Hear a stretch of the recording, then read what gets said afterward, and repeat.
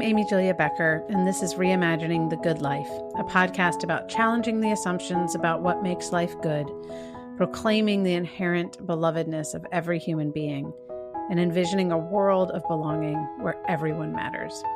Today, my guest is Professor Pepper Stetler, the author of A Measure of Intelligence, One Mother's Reckoning with the IQ Test.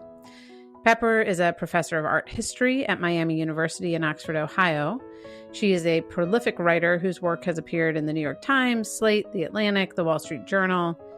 Pepper is also a mother, and it's that combination of intellectual curiosity and motherly love that makes me so excited for you to hear our conversation.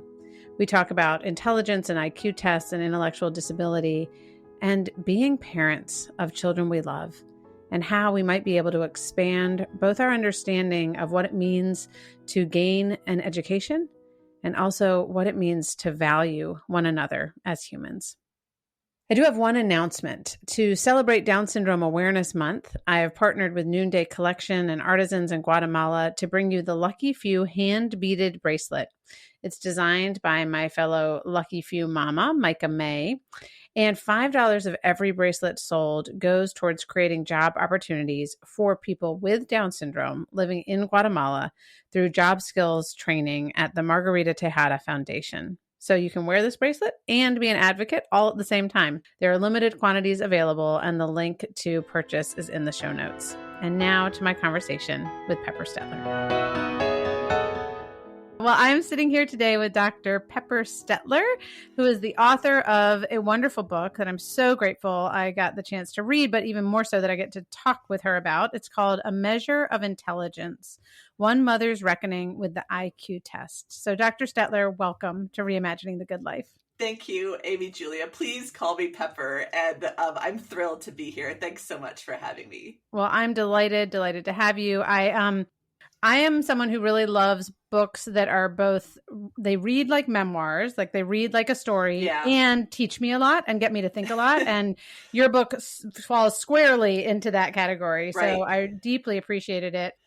And I thought maybe we could start actually where you begin the book. You begin with a story about a meeting you had with your daughter Louisa's teachers. And I thought perhaps you could just bring our listeners into that scene, because I think it introduces you and Louisa and this topic of intelligence and IQ tests in a pretty beautiful way. So could you just start us there? Of course. Thank you. So, I start the book with really, I think, authentically where my idea for this book actually started. And it was when my daughter was just about to start kindergarten. Her name is Louisa, and Louisa has Down syndrome. And to start kindergarten, to get her started in that process, we needed to have an IEP meeting, her first IEP meeting, which stands for an Individualized Education Plan meeting, which is a document that basically outlines the kinds of supports that someone like Louisa might need to be able to access a classroom with her peers. And I wasn't sure about, now I feel like a total pro about doing these IEP meetings, basically, because they happen once a year. But that was our first one, and I didn't really know how it was going to go. But I know that she had some cognitive testing to I guess, provide some sort of information about what she knew and to get to know her a little bit, I guess, through this test. But anyway, at the IEP meeting, the school psychologist kind of presented her test results, which were, now I know much more about them, were IQ tests. Mm-hmm. To us, to my husband, Andrew, and I, and there were other people in the room. There were her preschool teachers, a kindergarten teacher, some other people from the school. And I just there was something that clicked for me at that moment where it just seemed as if I was like, oh, really? This is what we're doing. We're doing IQ tests. Oh, okay. I hadn't really thought about it until this moment. And so I had all of these, I knew a little bit about how IQ tests seemed kind of weird in the sense that I associated them with like eugenics in the early 20th century, but only kind of vaguely knew anything about that at this point. So I was like, oh, okay, we're doing this like this. Okay. And then another thing that happened that I found really unsettling to me was that her results of this test were presented to me, and the school psychologist kind of said, her IQ is low for somebody for someone in the general population, but it's actually high for somebody with Down syndrome. And there was a part of me that kind of went like fist pump, yes, kind of like, oh yeah, I've done something right. And then when I reflected on that a little bit more afterwards, I was a little disgusted with myself for how I responded. Like I was confused about what this IQ was actually supposed to mean to me. I didn't know much about how this was going to affect Louisa's life. Yeah. And it all just started from there.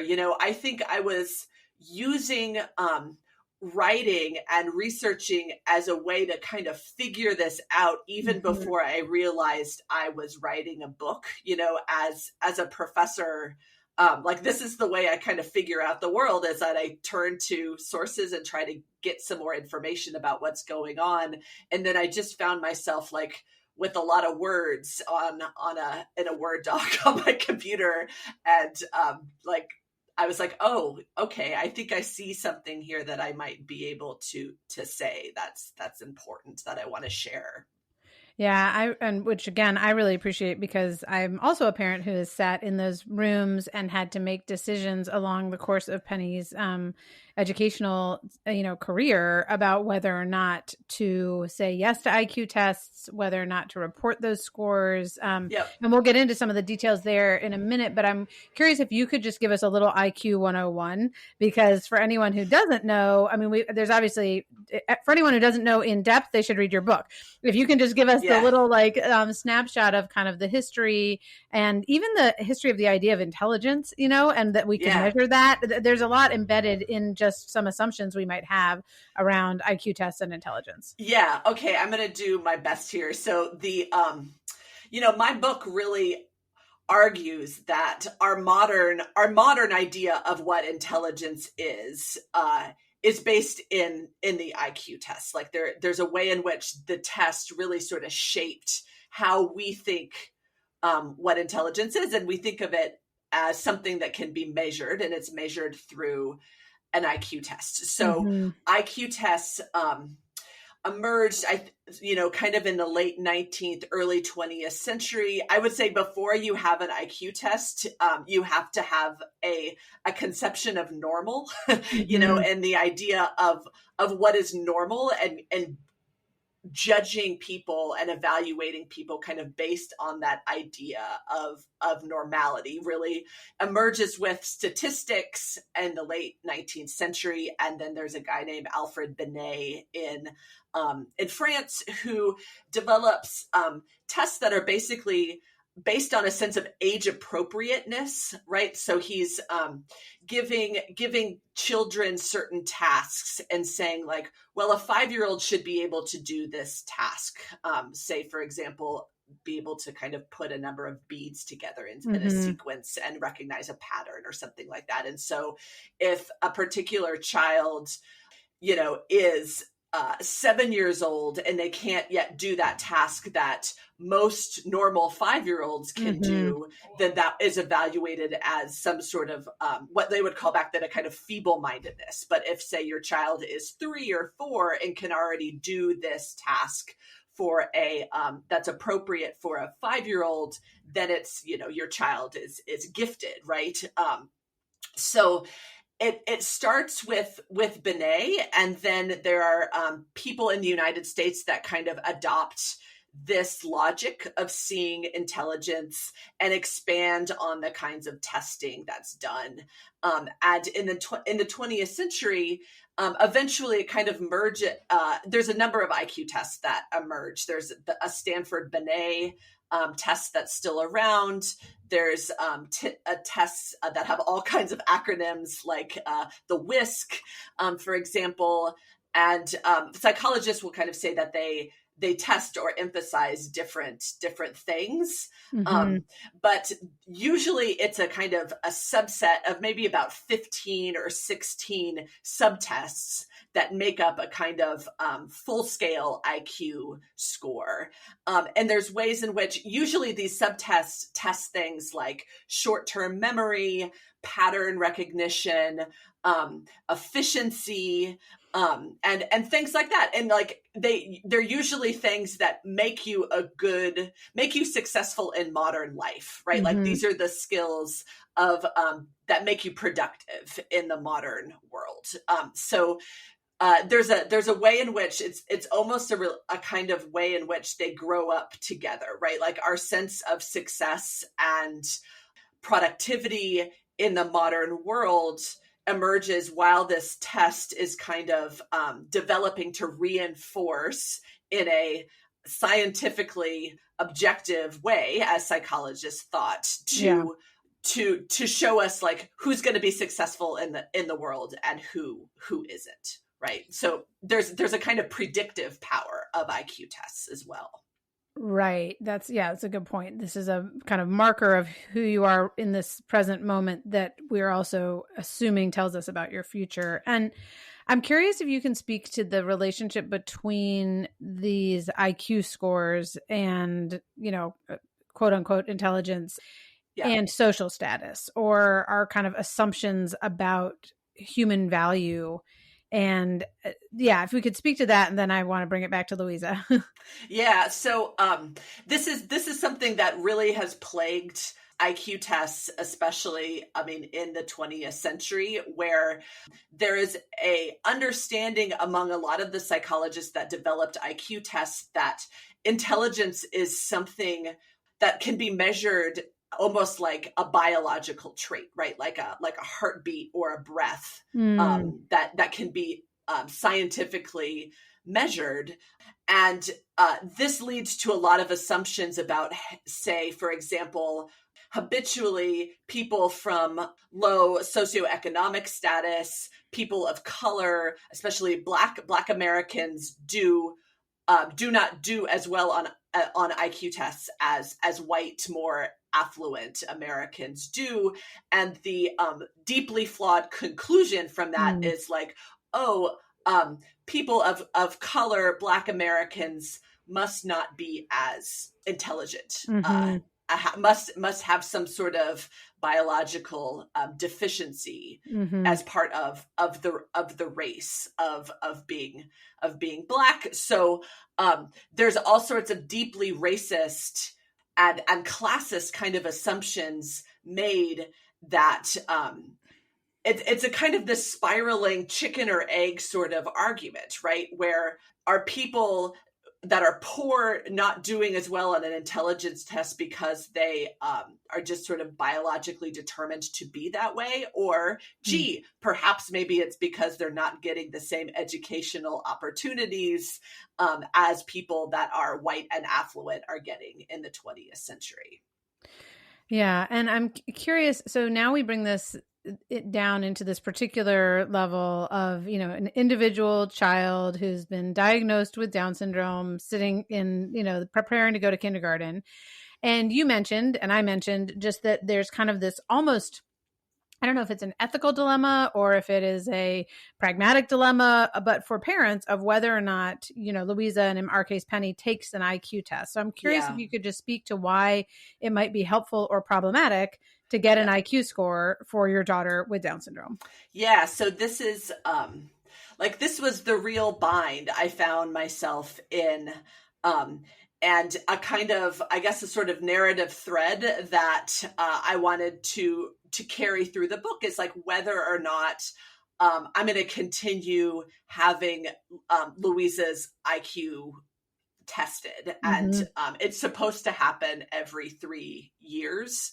But like the thing is that, okay, so the IQ test and this IEP that it informs allows her to access a classroom of her peers. It opens a lot of doors to services for her, especially later in life. Say, if she is going to need to be on Medicaid. She's going to need a diagnosis of an intellectual disability. And in order to have that diagnosis, having a cognitive test and an IQ score is kind of part of that diagnosis. So there's a way in which I worry about closing a lot of doors for her later in her life if we don't have this measurement taken. Mm-hmm. But at the same time, like, it's deeply discriminatory that my daughter and Penny say have to be subjected to this kind of evaluation to get what they need. Right. And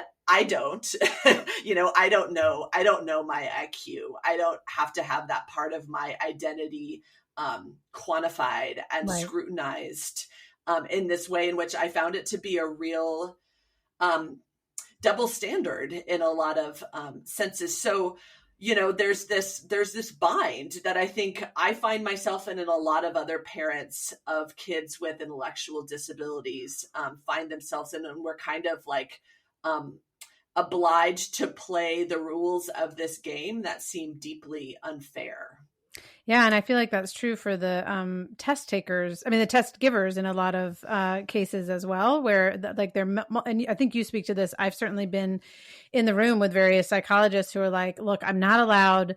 I know that Penny could answer this question if but I'm not allowed to do that. So it's, yes, this is what the test says, but we know in the classroom that actually these other things are true about her. And thankfully, I've had a team of people in Penny's life throughout her life that really believe in her, believe that she can learn, they're doing the motions for the same reason. She mm-hmm. needs a diagnosis or a whatever designation of intellectually disabled in order to access services.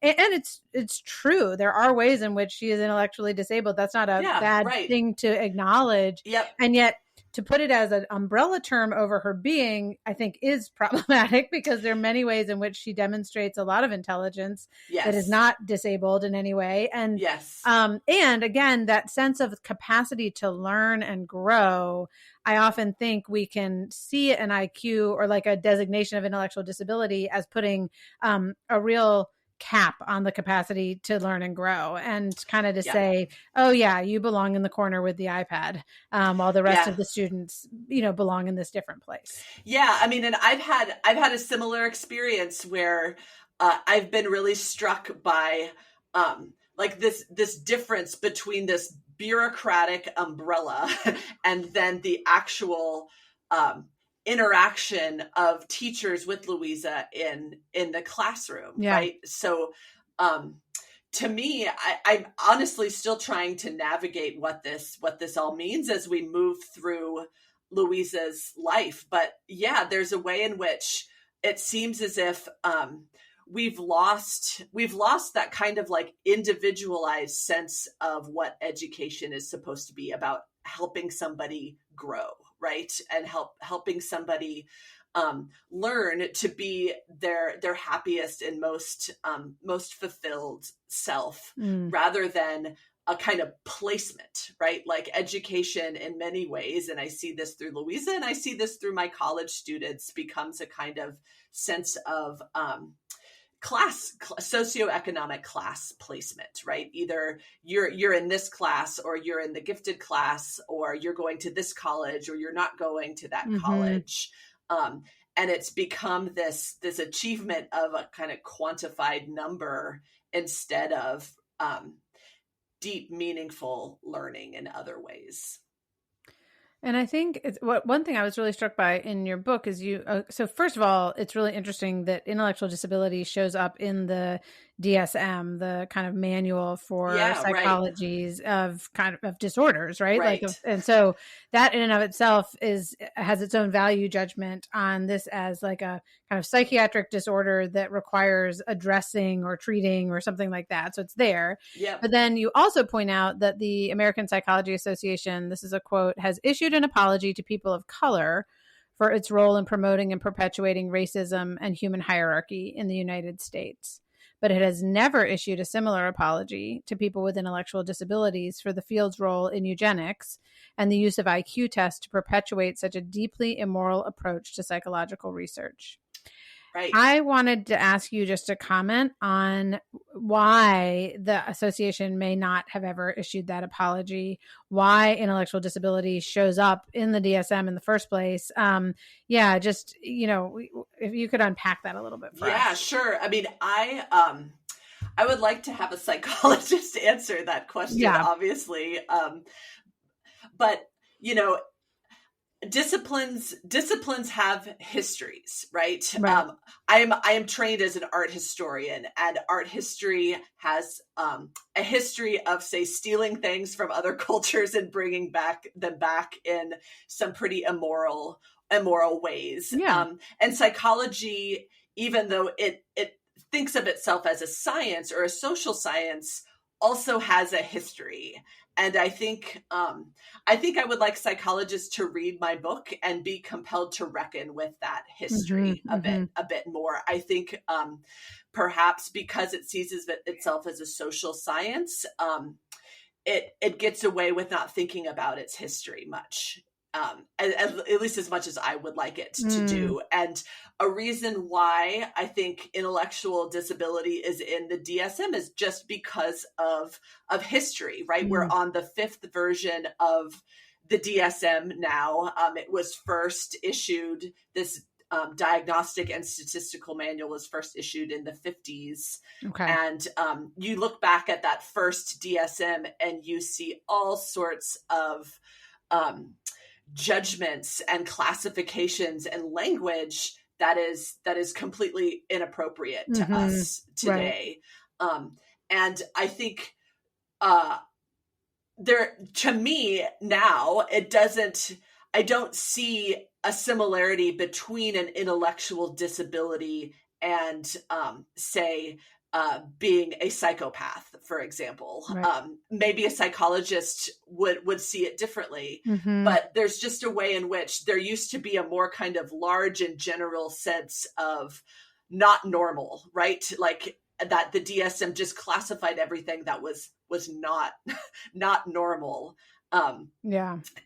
and didn't have much of a sense of nuance of like, okay, so what is is having an intellectual disability really a psychopathology? Right. Do we really think about it that way? I mean, and there's other complicated things here that I've thought about, in the sense that, like, Down syndrome is something that is fairly easy to diagnose these Right. days, right? Like you get a karyotype and you have three strands of the 21st chromosome. But other things that might be part of having an intellectual disability are not. Right. Autism, for example, there's no kind of objective Right. proof, I guess, of having it. And so I think psychologists turn to things like the DSM to try to find a kind of standardized sense of diagnosis for Hmm. things. But nonetheless, it still seems strange to me, and certainly informed by history, that things like an intellectual disability is part of the DSM today. Yeah, I agree. And I was actually surprised to even know that, like, because one of the things I've found in having a child with Down syndrome, both in the like kind of physical realm and the psychological realm, is that it's so interesting, is because it is more likely that Penny would have any number of both psychological and physical maladies, right? Like Yep. more likely to get childhood leukemia or celiac disease, or in her case, she actually did get scoliosis. But it was also one of those things where I'm like, okay, so 3% of girls with Down syndrome get scoliosis.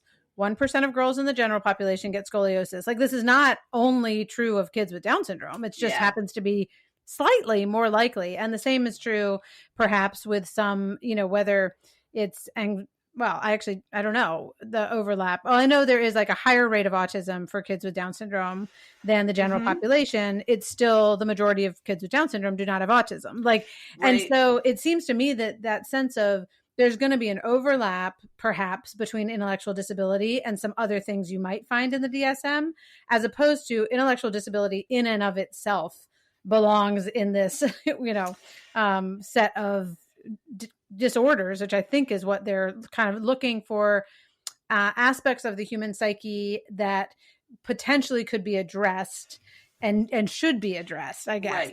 Right. I mean, and I'm not a psychologist, yes. and the book I'm not trying to kind of feign an expertise in psychology in the book, but from what I've understood, psychology seems like a pretty, and diagnosis especially seems like a pretty slippery right. Realm, right? Like you have to diagnose and understand someone through behavior in a lot of cases. Yeah. And behavior is such a subjective thing, like not only from the person that's doing the behaving, but from the perception of that behavior by other people. You know, I talk in the book about my just being kind of confounded by the evaluations and the surveys I'm supposed to fill out about Louisa's behavior as part of her cognitive assessments, right? Yeah. Like all of these questions about, like, does she do this on a scale of 0 to 5? How many times does she do it? And it's just, not only is it exhausting, I resent having to look at my daughter's behavior in such a diagnostic way and see everything that she does as potentially pathological, right? Like potentially that there's something wrong. Whereas if she didn't have Down syndrome and she did some of this stuff, like, you know, rarely cleans up her toys, for example, like this would not be seen as a problem. Right. But because she has Down syndrome, like, is this a problem of behavior, right? Mm-hmm. Or like somehow a marker of intelligence, like that somehow she doesn't know that she is expected to. And as you, I mean, I'm thinking about some of the children in my house who do not have Down syndrome and whether or not they as teenagers clean up their toys. Yeah, exactly. And it just seems to me that our perspective here is really overdetermined by an idea of normal, right? Like people who are considered normal get away with a lot of stuff that people who are not considered normal get judged and diagnosed and often even punished for. And I do think, you're also just speaking to a mindset that we have around disability or anything that varies from what we consider the norm.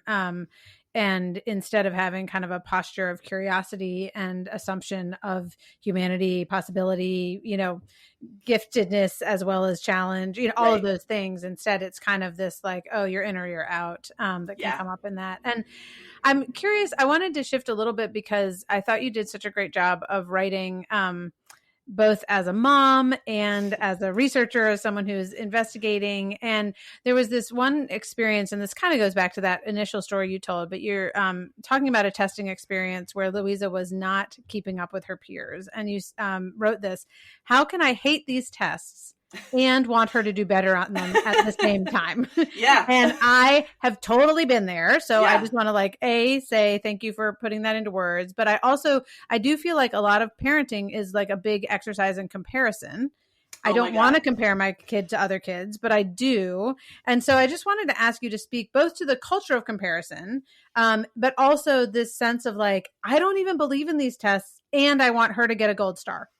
Exactly. Right. Like it's coming from two places in my body, right? Like the hating of the tests and wanting to be able to just let them go and not have them matter to me is coming from my head and all my research. And then the part where they're still mattering to me, and I have all of these feelings and my own identity attached to her performance on these tests is ingrained in my heart, right? And also as what is expected of parenting and mothers, and how that is all identified and judged in the world that we live in, right? Like you mentioned it. I think that there are many things in our society that define parenting as a process of comparison, right? Like we know we're not supposed to do it, but we all do it, right? And it's this comparison to normal that the IQ test really facilitated for parenting. One of the most amazing things about my research I found was these letters to a psychologist and a eugenicist named Henry Goddard, who really develops the IQ test in the United States. And he's getting these letters from mothers around the country that are just like, what should I do about my son? His IQ is this. Does he belong in a classroom? Like the language and the logic of comparison that IQ tests facilitate just makes its way into parenting so quickly and so profoundly in our country. So like, that's all ingrained in me. Like, just because I know and can logically understand that these tests are really doing Louisa no good, that sense of wanting the gold star is still part of me, right? Like I was also raised to want the gold star, right? Like I was really good at school, and I wanted to be good at school as part of my identity. And that carries over to what I think my kids should be as well, in ways that are not fair to my daughter, Louisa. Well, and it's complex because what you're making me think about is a couple of things. Like, one, I suspect that you, in a very beautiful way, would give Louisa a gold star because of who she is. Like, and all the things you know about her particularity as just a lovely, kind, generous human being. Yep. And so there's some part of you that just wants the stupid test to reflect who she is in that way, right? Yes, and what she's contributing to her classroom. Right. Like I don't want this to count her out, and I know she shouldn't be, and so maybe this test can affirm that, right? So there's that. Then there's the part you just talked about in terms of like there is a hierarchy of value that we do to each other as humans, and I'd like her to be at the top. Like and there's right. This part of me that feels pretty icky about that, and yet I'm also kind of acknowledging it. Yeah. And then I think it's so interesting. I've been thinking about the way in which, I am obviously, well, maybe not obvious, but I am not a person who lives with a disability. And yet I identify intimately with someone. So that's not my identity, but I do identify very closely as a mother of a child with a disability. And I do think that there's something there that just comes up in terms of my identity being bound up in hers. And I'm still working through, as I think you were just speaking to as well, the idea that like, it wasn't the gold star on the test that gave me my value as a human. And that's not the value that Penny needs to receive from some outside testing source either. And that's actually been a really freeing realization for me, but I also feel like I'm still working it out to be like, oh, no, not the gold star, actually. Yeah, right. I mean, and I see this as well as a professor, right? Yeah. And have, students who are looking to me for a gold star, right? Mm-hmm. And that is how they think that's what it means to learn, is to get the gold star. And I'm, also dealing with my slow realization, say that my classes are not set up, and I have not designed my classes in a way that is very accessible to lots of different learners and thinkers, right? And I'm trying to figure that out. Like, how can I be a college professor and also honor all different kinds of learners and understand that, even if you don't have your hand up all the time in class, or even if, you're not making these profound comments on the readings we do for the class, doesn't mean you're not learning, right? And right. learning should matter to you. It shouldn't, to my students, it should not matter in terms of a grade that they get. They should be able to kind of think about how this course made them a better person, how it helped them understand the world better. And more higher education is not set up to do that very well. And I'm implicated in that. Well, and you had this other quotation where you wrote, Down syndrome is an exit ramp off the treadmill of achievements and quantified learning on which I see my students struggling to find Yeah. happiness and purpose. Yeah. And I think that speaks to, it's kind of tangentially to what you were just saying, but that sense of, okay, wait, what am I doing as a college professor? You know, what are my students doing on a treadmill of, you know, just trying to continue to prove themselves over and over and over again, rather than having some sense of inherent value as a human? And what would it mean for us to still be able to celebrate? Because not all kids want to learn art history. Right. That's okay.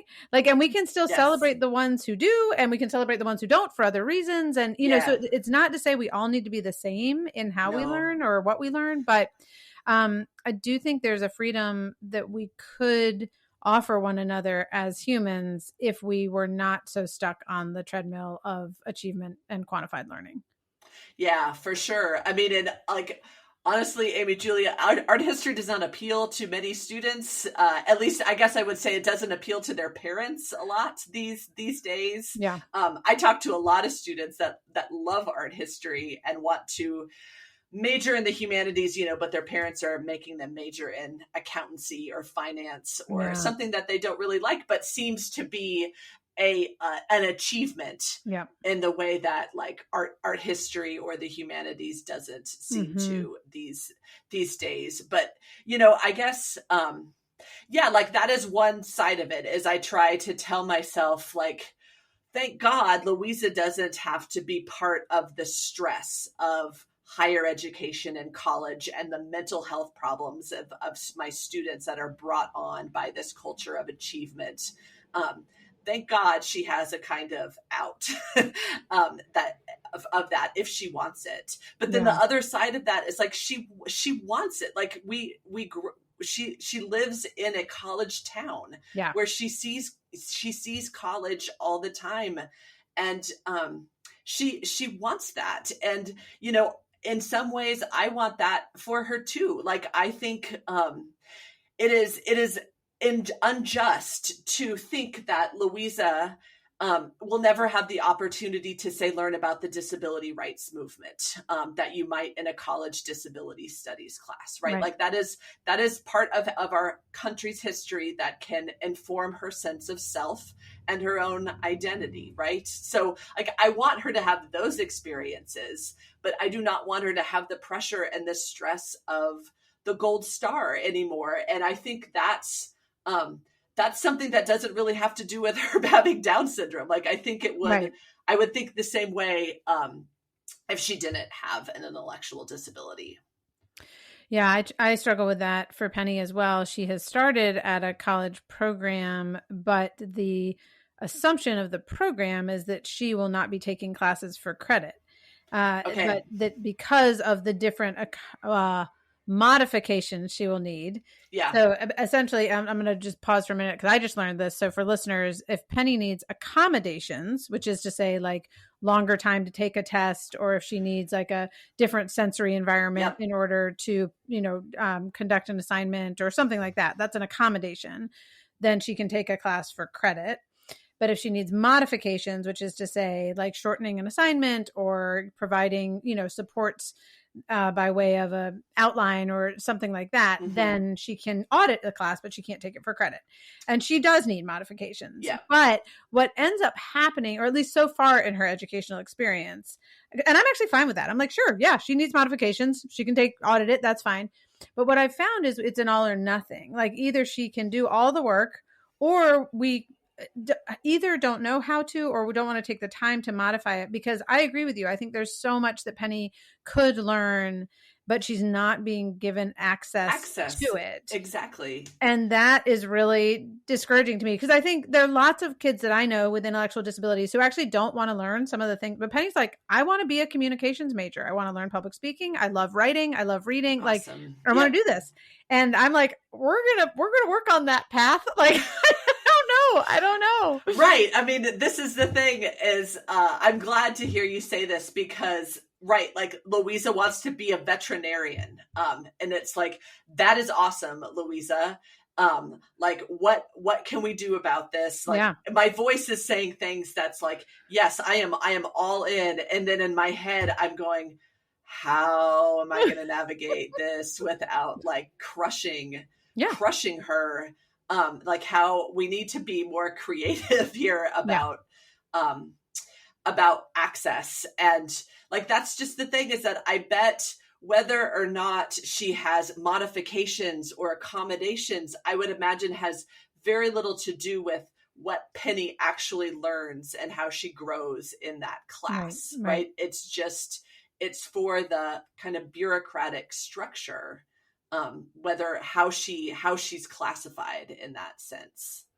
Yeah. And we are on the front edge of figuring all of that out. I wanted to ask you this, because which I think is related to what we were just talking about.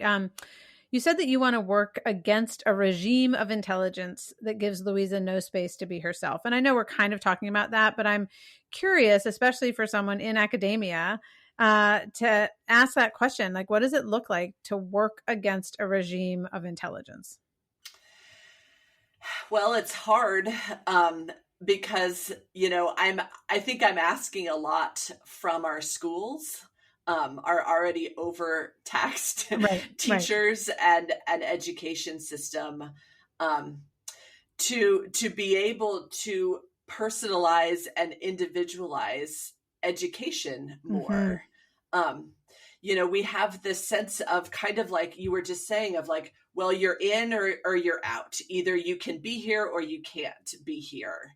And I think we have to be able to work in the gray area a little bit more of, what inclusion looks like. For example, inclusion in a classroom, it doesn't have to look like, your kid is sitting in a classroom 100% of the day and has no aid or supports at all, right? Like, inclusion can look like lots of different things, but it also, I think what is making it so hard to change this regime of intelligence into something more personalized is basically who has the power, right? And who has the power are the normal people, right? Like, they don't see it and don't really have to bother with seeing systems from different perspectives, right? Because the system is serving them quite well.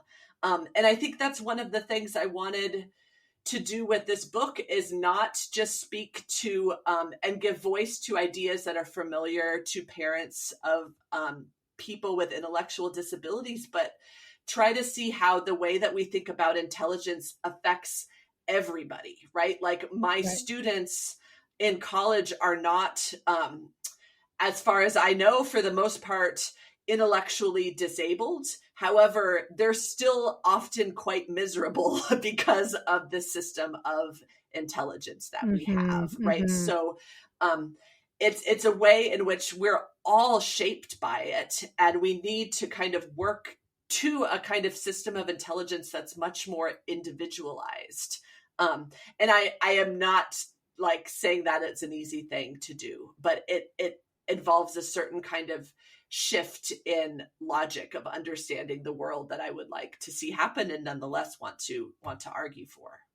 Well, and I wonder, so I've been thinking, ever since we had an experience, we've gone to this camp the past 4 years, and it was only literally this past summer that I noticed what it meant for it to be a space that had universal design. So I noticed for the first time that I was like, oh, wait, there are no front entryways that involve stairs or lips. Like, every single front doorway to any building on this property involves a flat entry. Amazing. And maybe it's a ramp, but you don't even notice that it's a ramp. Like, it's not a kind of like, goes zigzag 17 times, or there's a curving ramp down to the back of the building, et cetera. And it just gave me these eyes to be like, okay, so I, as the person I don't need to think about rolling into a space ever. Yeah. And yet I don't notice that I can just walk in, or I can walk upstairs, I can walk into a door. But if I'm in a wheelchair, this is like, oh my gosh, I can get in every door and no one has to, I just go in. And I just have been that experience and my own ignorance of it, even though I've been there for 4 years, and it's a camp for families affected by disability. So it's kind of amazing how long it took me to see this. Anyway, I just was thinking about that with education, because on the one hand, sure, the people who are in wheelchairs at that camp still need some individual support. It's not as though there is, just because the doorways are flat, they have no experience of being in a wheelchair at camp. But it's really different, right? Mm-hmm. And I just wonder about that if we had a more of a sense of like universal design for education, and there were still particular ways that we could offer, support for the needs of these learners, and honestly, for the needs of the learners. I mean, again, at camp, maybe there's somebody who wants to go, rock climbing, and a person in a wheelchair is like, yeah, not for me. And that's fine. We're both welcome into the building, right? Yeah. And so we can have the kid who's like, oh my gosh, I like, computer science and nuclear physics are all I want to do. And it's like, yeah, Penny has no interest in that. And that is not discriminatory that you want to go take a class on that, know? So I just do wonder whether there's a sense of like universal design for education that would actually not need quite so much of that, like, individual, these problem kids who need individualized. Yeah, exactly. And, I was thinking, one thing I think about universal design and that philosophy is that it deprioritizes to some degree our obsession with independence, right? Mm-hmm. As like being able to do things by yourself is the gold standard of being an adult, right? Yeah, that is what being an adult is being independent. And like, maybe we don't think about it that way. Maybe we prioritize community and collaboration and helping one another and respecting everybody's needs, rather than pushing for independence as the goal of life, basically. Yeah. I have taken recently to saying, when people ask me if Penny will live independently, saying I never want her to live independently. I have never lived independently. It's not my goal. Okay. It's not my goal for myself, and it's not my goal for my kid.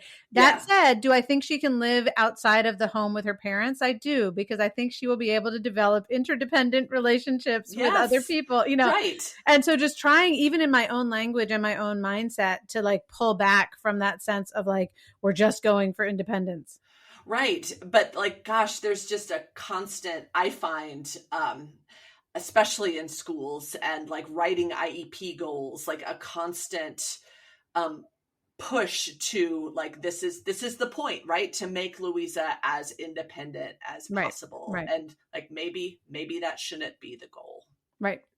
Well, I have one final question for you, although I could talk to you for hours. But as my final question, I wanted to just ask you, in whatever way you want to take this, to reflect a little bit on how your experience of raising Louisa, but also of studying this topic, has reshaped your understanding of the world. How has it helped you to reimagine, the good life, your life, life in general? Yeah, I mean, it's profoundly different now. I don't know if I can say it's because of writing the book more than just having Louisa in my life. Yeah. But I used to be a high achiever, right? And somebody who really valued that about myself. And I don't value that as much anymore, or at least I think of it as a quality that maybe is on the same playing field with other qualities, right? And everybody is bringing something to the table in life, and everybody's perspective and identity needs to be valued. I will honestly say that in lots of ways, to some degree, it's kind of isolating, the new perspective that I have.